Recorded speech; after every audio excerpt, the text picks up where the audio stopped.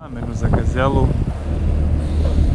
jer je to dosta star helikopter, već ima, boga mi, 30 godina u službi, to jest i više.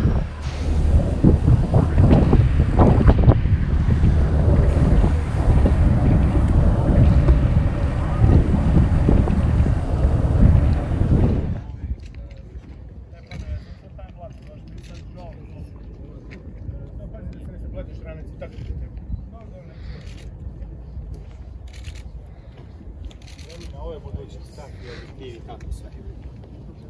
Vidi, budućnost je, Dimitrije moj, znaš šta? Pecanje, vato.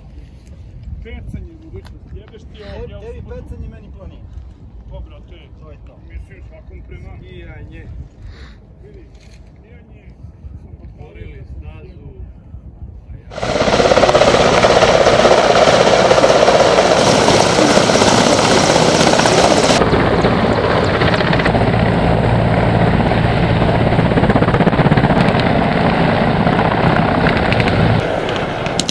Sa vaše lijeve strane možete vidjeti dolazak